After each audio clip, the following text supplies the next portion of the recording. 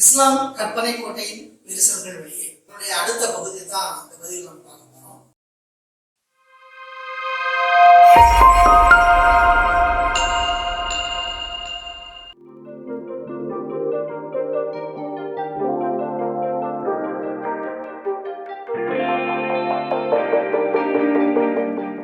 பூமி உருண்டையா தட்டையா இப்படி ஒரு கேள்வியை கேட்டோம்னா இதோட பைத்தியகார்த்தமா இருக்குது அப்படிங்கிற மாதிரி தோணும். ஆனா குரான் அறிவியல் அப்படிங்கிற விஷயங்களை பேசணும் அப்படின்னா பூமி உருண்டையா தட்டையா அப்படிங்கிற வாதத்தை கடந்துட்டு நம்ம போகவே முடியாது. ஏன்னா அந்த அளவுக்கு இஸ்லாமிய மதவாதிகள் இதுக்கு விளக்கத்துக்கு மேல விளக்கமா கொடுத்துட்டே இருக்காங்க. பூமி உருண்டை அப்படிங்கிறது ஏதோ இந்த முந்தா நாள் தான் கண்டுபிடிச்சாங்க. ஆனா 1400 வருஷத்துக்கு முன்னாடி குரான்ல பூமி உருண்டை அப்படின்னு சொல்லி இருக்குது. 1400 வருஷத்துக்கு முன்னாடி வாழ்ந்த ஒரு மனிதனால எப்படி பூமி உருண்டைன்னு சொல்ல முடிஞ்சது? குரான் மனிதனால உருவாக்கப்பட்டது இல்ல, இறைவனால ஒரு மனிதனுக்கு கொடுக்கப்பட்டது. இப்படிதான் அவங்க சொல்றாங்க. மெய்யாவே பூமி உருண்டையா தட்டையா அப்படிங்கிறத மனுஷன் கண்டுபிடிக்கிறதுக்கு முன்னாடியே அல்லாஹ் சொல்லிட்டாங்க. பூமி குறித்து, பூமியினுடைய வடிவம் குறித்து குரான்ல என்ன சொல்லியிருக்கு வாங்க. குரான்ல 3வது அத்தியாயம் 27வது வசனம், நீதான் இரவை பகலில் புகுத்துகிறாய், நீதான் பகலை இரவிலும் புகுத்துகிறாய். இதே பொருள்ல இன்னும் பல வசனங்கள் குரான்ல இருக்கு. அத்தியாயம் 22 61வது வசனம், அத்தியாயம் 31 29வது வசனம், அத்தியாயம் 35 13வது வசனம், அத்தியாயம் 57 6வது வசனம். இந்த வசனங்கள் எல்லாம் கிட்டத்தட்ட இதே பொருள்ல பூமியை பத்தி சொல்லியிருக்கு. ஆனா நாம முக்கியமா கவனிக்க வேண்டியது என்னன்னா, இதுல பூமியினுடைய வடிவம் குறித்து ஏதாவது சொல்லப்பட்டிருக்கலாம்? எதுவுமே இல்லை. அப்படி இருக்கும்போது இந்த வசனங்களை எப்படி பூமி உருண்டை அப்படின்னு சொல்றது பயன்படுத்துறாங்க? இரவையும் பகலையும் ஒண்ணுக்கு மேல ஒன்னா எப்படி புகுத்த முடியும்? இந்த புகுத்துறதுங்கிறது எப்படி நடந்துகிட்டு இருக்குது அப்படின்னா, மெதுவா நடக்குது. அதாவது கொஞ்சம் கொஞ்சமா நல்ல வெளிச்சமா இருக்கும், கொஞ்சம் கொஞ்சமா வெளிச்சம் குறைஞ்சு கொஞ்சம் கொஞ்சமா இருட்டாகும். இப்படிதானே நடக்குது. இப்படி நடக்குது அப்படின்னா அதனுடைய பொருள் என்ன? பூமி உருண்டையா இருந்தால்தான் இந்த மாதிரி கொஞ்சம் கொஞ்சமா நடக்கும். ஒருவேளை சதுரமா இருந்ததுன்னு வச்சுக்கேன், அப்ப இரவும் பகலும் எப்படி நடக்கும் அப்படின்னா, சுவிட்ச் போட்ட மாதிரி வெயிலா இருந்துட்டே இருக்கும், டப்புன்னு அடுத்த நொடி இருட்டாயிரும். இப்படிதான் நடக்கும். ஆனா அப்படி இல்லாம கொஞ்சம் கொஞ்சமா மாறுது இல்லையா? அதனாலேயே இது பூமி உருண்டை அப்படிங்கறத இந்த வசனம் சொல்லுது அப்படிங்கிறது இஸ்லாமிய மதவாதிகளுடைய வாதம். இத 1400 வருஷங்களுக்கு முன்னால வாழ்ந்த ஒரு மனிதன் மட்டும் இல்லைங்க, அதுக்கும் இன்னொரு பங்கு 2800 வருஷங்களுக்கு முன்னால வாழ்ந்த மனிதன் கூட இப்படித்தான் இதை சொல்லியிருக்க முடியும். ஏன் அப்படின்னா, மனிதன் தோன்றின காலத்துல இருந்து அவன் பூமி இரவும் பகலும் மாறுறதை பார்த்துட்டே இருக்கான். அது எப்படி நடக்குது அப்படிங்கிறது அவனுக்கு தெரியும். கொஞ்சம் கொஞ்சமா மெதுவா தான் நடக்குது. எந்த காலத்திலையும் திடீர்னு மாறினதே கிடையாது. அப்படி இருக்கும்போது அதாவது மனிதன் தான் பார்த்த காட்சியை அப்படி சொல்றான், மெதுவா நடக்குது. இரவுல இருந்து பகல் மாறுவது மெதுவா நடக்குது அப்படிங்கிறத சொல்றான். இதுல என்ன அறிவியல் உண்மை இருக்குது? இதுல வடிவம் குறித்த ஏதாவது இருக்குதா? ஒண்ணுமே இல்லை, வெறுமனே காட்சி. அந்த காட்சியை அவன் வெளிப்படுத்துறான். இது அறிவியலாளர்கள் சொல்றாங்க. என்ன சொல்றாங்கன்னா, பூமியினுடைய வடிவம் கோள வடிவமா உருண்டையா இருக்கிறதுனாலமா இரவு பகல் மாற்றம் படிப்படியா நிகழுது. அப்படி இல்லாம சதுரமாகவோ செவ்வகமாகவோ இருந்ததுன்னா இந்த மாதிரி படிப்படியா மாறாது, திடீர்னு ஒரு நொடியில மாறிடும் அப்படிங்கிறது இந்த காட்சிக்கு அறிவியலாளர்கள் விளக்கம் கொடுக்குறாங்க. இப்படி ஆனா இந்த மதவாதிகள் அதையே திருப்பி போடுறாங்க. திருப்பி போட்டு ஏன் இந்த வசனம் இப்படி இருக்குது அப்படின்னா, பூமி உருண்டை அப்படிங்கறத சொல்றதுக்காக அல்லாஹ் கரெக்டா அந்த வார்த்தையை அந்த வசனத்தை போட்டு வச்சிருக்காரு. இல்லைன்னா அப்படி இருக்காது அப்படிங்கிறாங்க. ஒரு வாதத்துக்கு இது சரி அப்படின்னு வச்சுக்கோங்க. அப்ப இதை முதல்ல சொன்னது குரான் தான். குரானுக்கு முன்னாடி, அதாவது குரான் வர்றதுக்கு முன்னாடி மனிதர்கள் யாருமே பகலும் இரவும் மாறுறது மெதுவா தான் மாறுது, திடீர்னு மாறல அப்படின்னு சொல்லி யாருமே சொல்லியிருக்க மாட்டாங்க. ஒருவேளை சொல்லியிருந்தாங்க அப்படின்னா, யாருக்கு முதல்ல சொன்னாங்களோ அவங்க தானே பூமி உருண்டைங்கிறத கண்டுபிடிச்சாங்க அப்படின்னு சொல்லணும். அதெல்லாம் லாஜிக் படி சரியா இருக்கும். அப்ப அப்படி ஏத்துக்கலாமா? அப்ப குரானுக்கு முன்னாடியே மனிதன் சொல்லிட்டான் அப்படின்னு சொல்ல முடியும் தானே. அதாவது இதுல இருக்கிற முக்கியமான வேறுபாட்டை புரிஞ்சுக்கணும். ஒரு காட்சியை சொல்றது அப்படிங்கிறது வேற, அந்த காட்சிக்கு பின்னால இருக்கிற அறிவியலை விளக்குறது அப்படிங்கிறது வேற. ரெண்டையும் கூட பார்க்கக்கூடாது. சரிதான். இரவையும் பகலையும் ஒண்ணுக்குள்ள ஒண்ண புகுத்துறேன் அப்படிங்கிறது மட்டும்தான் குரான்ல சொல்லி இருக்குதா அப்படின்னா அப்படி இல்லை. இந்த காட்சிய பல்வேறு விதங்கள்ல குரான் சொல்லியிருக்கு. அத்தியாயம் 7 வசனம் 54. பகலை இரவால் மூடுகிறான், இரவை பகல் பின்தொடர்கிறது அப்படின்னு வருது. அத்தியாயம் 24 வசனம் 44. இரவும் பகலும் மாறி மாறி வருகின்றன அப்படின்னு வருது. அத்தியாயம் 25 வசனம் 62. இரவும் பகலும் அடுத்தடுத்து வருகின்றன. அத்தியாயம் 39 வசனம் 5. இரவின் மீது பகல் சுற்றுகிறது, பகலின் மீது இரவு சுற்றுகிறது. இப்படிலாம் பல விதமா இரவும் பகலும் மாறுறது குரான் சொல்லுது. அப்போ இந்த வசனங்கள்ல எல்லாம் வெறும் காட்சி இருக்குதா இல்ல அறிவியல் இருக்குதா? உலகத்துல வாழ்ந்துட்டு இருக்கிற யாரும் எந்த காலத்திலையும் இரவு பகல் மாறுவதை பார்க்கிற யாரும் என்ன சொல்லுவாங்களோ அதுதான் குரான்ல இருக்கு. இதுல எங்க இருந்து பூமி உருண்டை அப்படின்னு சொல்லி குரான் சொல்லி இருக்குது? அடுத்த ஆதாரத்துக்கு அத்தியாயம் 79 வசனம் 30. இதன் பின்னர் அவனே பூமியை விரித்தான் அப்படின்னு. இந்த விரித்தான் அப்படிங்கிற இடத்துல அரபுக்கு என்ன சொல்லு இருக்குன்னா தஹாஹா அப்படிங்கிற சொல்லு இருக்குது. இந்த தஹாஹா அப்படிங்கிற சொல்லுக்கு விரித்தான் அப்படின்னு பொருள் எடுத்துக்க முடியும். நெருப்பு கோழியின் முட்டை அப்படின்னு பொருள் எடுத்துக்க முடியும். நெருப்பு கோழியின் முட்டை அப்படிங்கிற பொருள் வர்ற மாதிரியான அந்த சொல்ல கரெக்டா அந்த இடத்துல ஏன் பயன்படுத்தணும்ன்றாங்க? ஏன்னா பூமி உருண்டை அப்படிங்கிறது மறைமுகமா சொல்றதுக்காகத்தான் இந்த தஹாஹா அப்படிங்கிற சொல்ல பயன்படுத்தி இருக்குது அப்படின்னு சொல்றாங்க. குறிப்பா மருத்துவர் ஜாகிர் நாயக் அவர் தான் இந்த தஹாஹா அப்படின்னு சொல்லுக்கு முட்டை, நெருப்பு கோழியின் முட்டை அப்படின்னு பொருள் உண்டுன்னு சொன்னாங்க. ஆனா எந்த ஒரு குரான் மொழிபெயர்ப்பிலையும் அந்த வசனத்துக்கு நெருப்பு கோழியின் முட்டை அப்படி மொழிபெயர்க்கப்படவே இல்லை. விரித்தான் அப்படின்னு சில மொழிபெயர்ப்புகள் இருக்குது, விரித்தான் அப்படின்னு சில மொழிபெயர்ப்புகள் இருக்குது. இந்த மாதிரி தான் இருக்குதே தவிர நெருப்பு கோழியின் முட்டை அப்படிங்கிற பொருள் வர்ற மாதிரி எந்த இடத்துலயும் இல்லை. அந்த நெருப்பு கோழியின் முட்டை அப்படிங்கிற பொருளை எங்க இருந்து எடுத்தாங்க? அதாவது உலகத்துல ஒரு உயிரினத்தினுடைய முட்டையை குறிக்கிறதுக்கு தனி சொல்லு எதுவும் இருக்கிறதா தெரியல. குட்டியை குறிக்கிறதுக்கு வேற சில சொற்கள் சில உயிரினங்கள்கிட்ட இருக்கு. சிங்கத்தினுடைய குட்டிய சிங்க குட்டின்னு சொல்லுவாங்க. ஆனா மனிதனுடைய குட்டிய மனித குட்டின்னு யார் சொல்றது? அது குழந்தை அப்படின்னு சொல்லி ஒரு சொல்லு இருக்கு. அப்ப இந்த மாதிரி சில உயிரினங்களுக்கு சொல்லி இருக்குது. ஆனா எந்த மொழியிலையும் முட்டையை குறிப்பிடுறதுக்கு தனி சொல்லி இல்லவே இல்லை. அந்த உயிரினத்தை சொல்லி அதனுடைய முட்டை அப்படின்னு சொல்லுவாங்க. கோழினா கோழி முட்டை, நெருப்பு கோழினா நெருப்பு கோழி முட்டை, அதுக்கு தனி சொல்லா கிடையாது. இதே மாதிரிதான் அரபுலையும் நெருப்பு கோழியை சொல்றதுக்கு நேம் அப்படின்னு ஒரு சொல்லு இருக்குது, முட்டை அப்படிங்கிறது பொதுவா சொல்றதுக்கு பேர் அப்படின்னு ஒண்ணு சொல்லு இருக்கு. இப்படி இருக்கிற போது தஹாஹா அப்படின்னா நெருப்பு கோழியின் முட்டை அப்படிங்கிற பொருள் எங்க இருந்து வந்தது? இப்படி நம்ம கேட்டோம்னா வேற ஒரு விளக்கம் சொல்றாங்க. என்னன்னா இந்த ஜாகிர் நாயக் மாதிரியான ஆட்கள்லாம் குரானுக்கு தப்பா பொருள் சொல்றாங்க. அந்த சொல்லுக்கு நெருப்பு கோழியின் முட்டை அப்படிங்கிற மாதிரியான எந்த பொருளும் கிடையாது, விரித்தாப்ப மட்டும்தான் எடுத்துக்கணும் அப்படின்னு சொல்லி விளக்கம் சொல்றாங்க. இது சரியானது அப்படிங்கிற மாதிரி தோணலாம். ஆனா விஷயம் என்னன்னா குரான்ல அறிவியல் அப்படின்னு சொல்லப்படுற அத்தனை விஷயங்கள்லையும் எதுவுமே நேரடியா இருக்காது. இந்த மாதிரி மறைமுகமா தான் நெருப்பு கோழியின் முட்டை மாதிரி வெளிப்படையா தெரிகிற மாதிரியும் சில இடங்கள்ல இருக்கும், வெளியில தெரியாத மாதிரி நல்ல நுணுக்கமா பார்த்தா மட்டுமே தெரிகிற மாதிரி. எடுத்துக்காட்டுக்கு தூக்கர் 9 அந்த வசனம் அத மாதிரி மறைமுகமாகவும் இருக்கும். அந்த விஷயம் என்னன்னா குரான்ல அறிவியல் இல்லை அப்படிங்கிறது உண்மையை தவிர அவங்க தப்பா சொல்றாங்க இவங்க சரியா சொல்றாங்க அப்படிங்கிற மாதிரிலாம் எதுவும் கிடையாது. அது என்ன துல்கர்னைன் வசனம்? இதுதான் குரான் பூமி உருண்டைன்னு சொல்றதுக்கான அடுத்த ஆதாரமா சொல்றாங்க. குரான்ல 18வது அத்தியாயம் அதுல 84வது வசனத்திலிருந்து 98வது வசனம் வரை ஒரு கதை சொல்லுது. துல்கர்னைன் அப்படிங்கிற ஒரு மன்னனை பற்றிய கதையை குரான் சொல்லுது. யார் அந்த துல்கர்னைன் அப்படின்னு சொல்லி மட்டும் பார்த்தோம் அப்படின்னா அந்த மாதிரி ஒரு மன்னன் வரலாற்றுல இருந்ததா யாருக்கும் தெரியாது. ஆனா துல்கர்னைன் அப்படிங்கிற சொல்லுக்கு என்ன பொருள் அப்படின்னு சொல்லி பார்த்தோம்னா நைன் அப்படின்னா 2 அப்படிங்கிறத குறிக்கும், கர் அப்படின்னா கொம்பு அப்படிங்கிற பொருளை குறிக்கும். கொம்பு 2 அப்படின்னா என்ன பொருள்?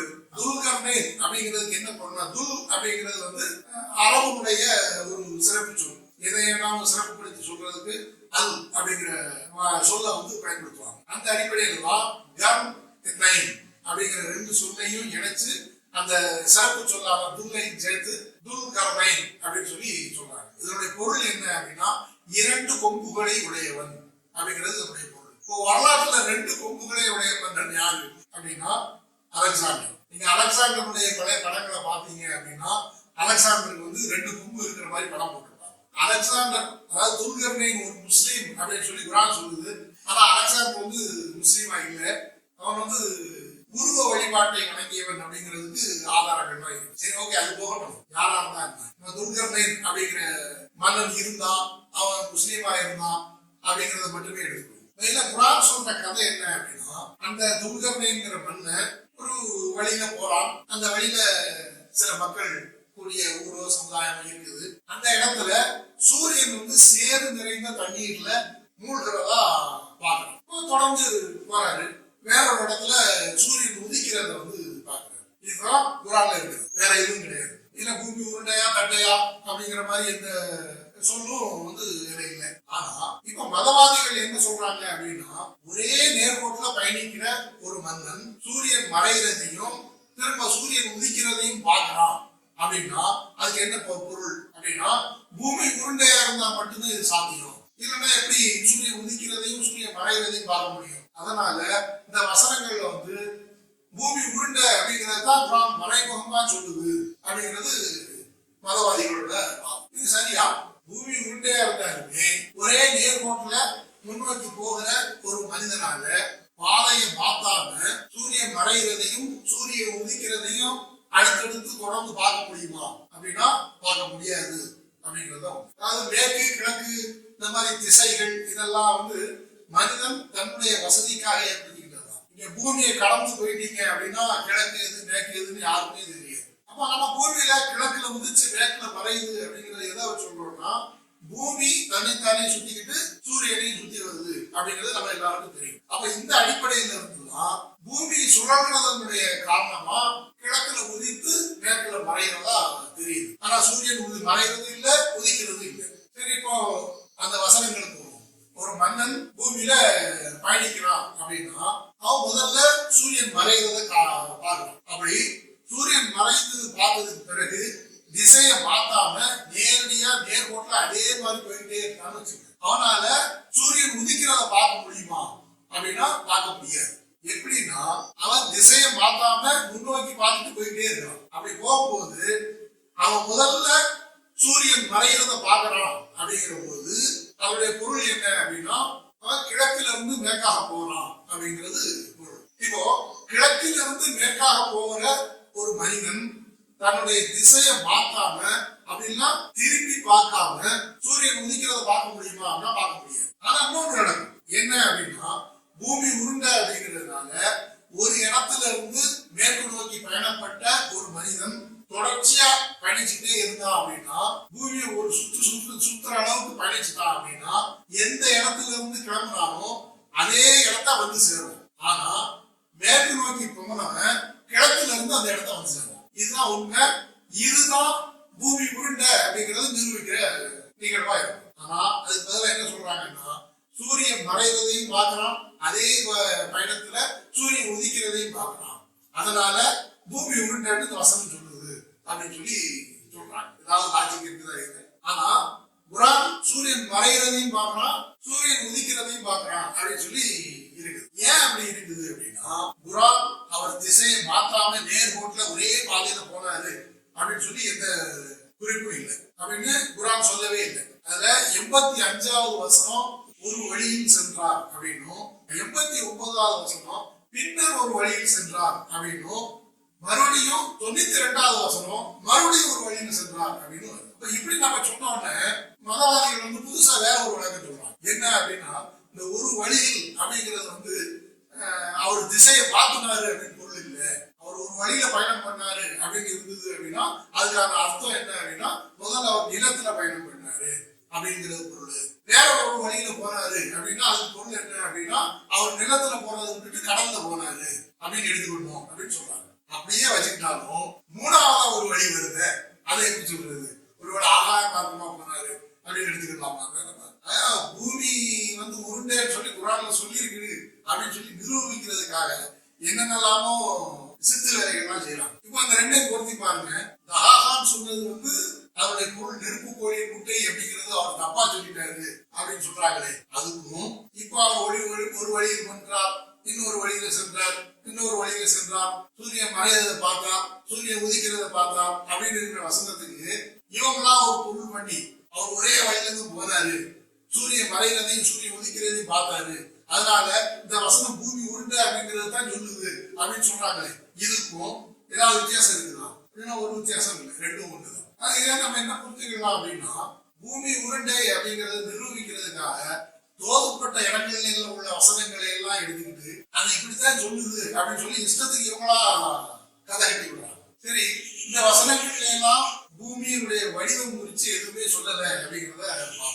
ஆனா வடிவம் குறித்து விவரிக்கிற மாதிரியான காட்சிகள்லாம் குர்ஆன்ல இருக்கு. அந்த வசனங்களையும் நம்ம பார்ப்போம். அது ஒரு வசனம் ரெண்டு வசனம் இல்லைங்க, பல வசனங்கள்ல பூமி தட்டை அப்படின்னு சொல்லி பொருள் கொள்ற மாதிரியான விளக்கங்கள் குர்ஆன்ல இருக்கு. வசனம் 2:22, அதாவது 2வது அத்தியாயம் 22வது வசனம். அந்த மாதிரி 13:3, 15:19, 20:53, 43:10, 50:7, 51:48, 55:10, 71:19, 78:6, 79:30,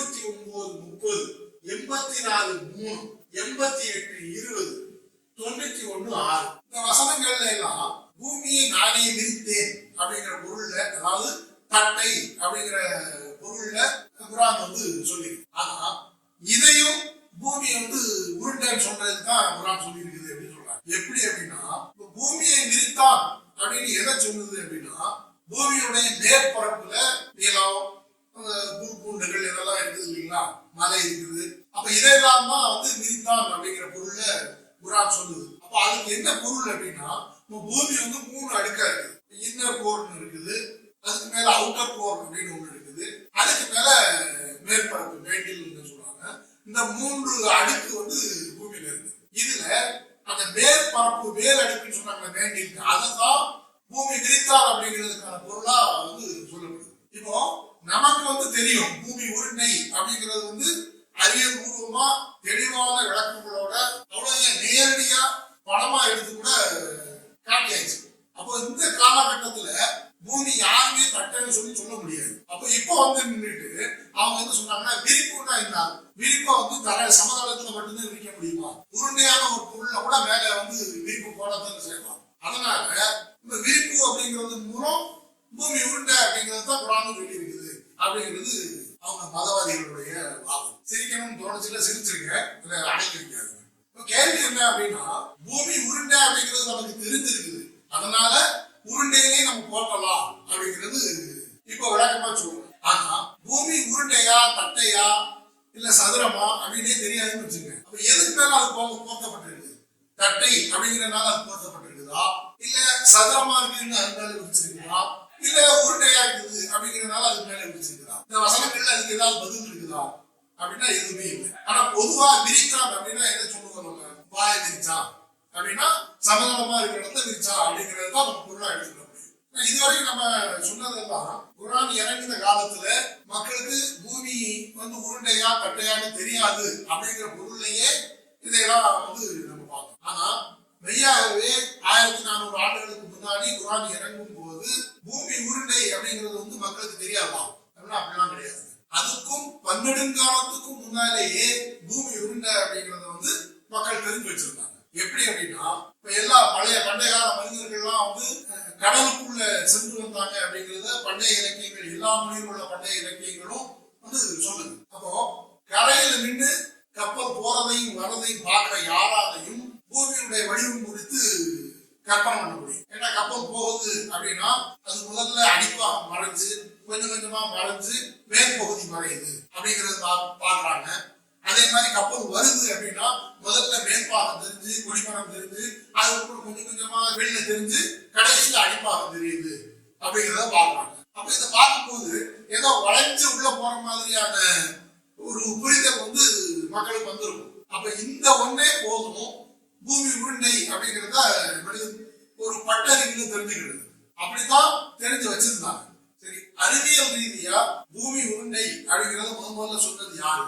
பைலோமாஸ் அப்படிங்கிற ஒரு கிரேக்க அறிஞர். அவர் தான் முதல்ல பூமி உருண்டை அப்படிங்கிறத சொன்னார். இது எப்போ அப்படின்னா கிமு 450, அதாவது முகமது நபி பிறக்கிறதுக்கு கிட்டத்தட்ட 900 வருஷத்துக்கு முன்னாடி. இதுக்கப்புறம் கிமு 2ஆம் நூற்றாண்டுல வாழ்ந்த எரோட்டோஸ்தனிஸ் அப்படிங்கிற ஒரு கிரேக்கர், அவரு பூமியினுடைய சுற்றளவை அன்றைய காலகட்டத்தில் இருந்த தொழில்நுட்பங்களை வச்சுக்கிட்டு கணக்கிட்டு தோராயமா 25,000 மைல் அப்படின்னு சொல்லி சொன்னாரு. இன்னைக்கு துல்லியமான அளவு என்ன தெரியுமா? 24,902.4 மைல். எவ்வளவு துல்லியமா இருக்குது பாத்தீங்களா? இது எப்போ அப்படின்னா குர்ஆன் இறங்குறதுக்கு கிட்டத்தட்ட 700 வருஷத்துக்கு முன்னாடி. இதே கிமு 2ஆம் நூற்றாண்டுல ஹிப்பார்கஸ் அப்படிங்கிற கிரேக்க அறிஞர், இவர் தான் முதல்ல அட்சரேகை கடகரேகை அப்படிங்கிற பேர்ல கற்பனையா பூமியில கோடுகள் வரைஞ்சு பூமியை பிரிச்சு காட்டினார். இதுக்கு பிறகு கிபி 2ஆம் நூற்றாண்டு அன்றைய காலகட்டத்துல வாழ்ந்த எகிப்திய பாலினி, அவர் தாலமி அப்படிங்கிற பேரு, அவர் தான் முதல்ல உலகத்தை வரைபடமா வரைஞ்சார். இது எப்போ அப்படின்னா முகமது பிறக்கிறதுக்கு கிட்டத்தட்ட 250 வருஷத்துக்கு முன்னாடி. இதுக்கு பிறகு 6ஆம் நூற்றாண்டுல தான் முகமது நபி பிறக்கிறாரு. அவருக்கு 40 வயசு ஆனதுக்கு அப்புறம் தான் குர்ஆன் இறங்குது. ஆனா இன்னைக்கு இஸ்லாமிய மதவாதிகள் என்ன சொல்றாங்க? குர்ஆன் இறங்கும் போது மக்களுக்கு பூமி உருண்டையா தட்டையானே தெரியாது, எல்லாரும் தட்டையானு நினைச்சிட்டு இருந்தாங்க. கொஞ்ச தூரம் போறவங்க கீழே வந்துருவோம் அப்படின்னு நினைச்சிட்டு இருந்தாங்க.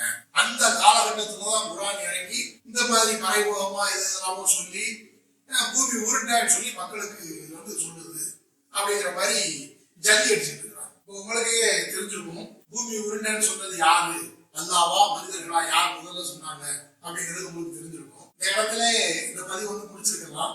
ஆனா கூடுதலா ஒரு 2 செய்தியை மட்டும் சொல்லிட்டு இந்த பதிவை நம்ம முடிச்சுக்கலாம். ஃபத்வா அப்படின்னா என்னன்னு தெரிஞ்சிருக்கும்னு நினைக்கிறேன். பெரும்பாலும் உங்களுக்கு ஒரு இஸ்லாமிய அறிஞர் ஃபத்வா வழங்கிட்டாரு. ஃபத்வானா தீர்ப்பு. அந்த தீர்ப்பு வழங்கிட்டாரு அப்படின்னா அதை மீறி யாரும் செயல்பட முடியாது அப்படிங்கிறது பொதுவான ஏற்பு. இந்த அடிப்படையில சவுதியில இமாமா இருக்கிற ஒரு ஆள், இமாம் ஷேக் இபின் பாஸ் அப்படிங்கிற ஒரு இமாம், அவர் என்ன ஃபத்வா வழங்கியிருக்கிறாரு அப்படின்னா, யாராவது ஒரு முஸ்லிம் பூமி தட்டை அப்படிங்கறத ஏத்துக்கிடல அப்படின்னா அவன் குர்ஆனை மறுக்கிற காஃபிர்கள் அப்படின்னு சொல்லி அவர் ஃபத்வா கொடுத்திருக்காரு. அதாவது அவர் என்ன சொல்ல வர்றாருன்னா, பூமி தட்டலாம் அப்படிதான் குர்ஆன்ல சொல்லி இருக்குது, அதை ஏத்துக்கிட மறுக்க கூடாது, அப்படி மறுத்தாங்கன்னா அவங்க முஸ்லீமே இல்லை அப்படிங்கிறது அவருடைய ஃபத்வா.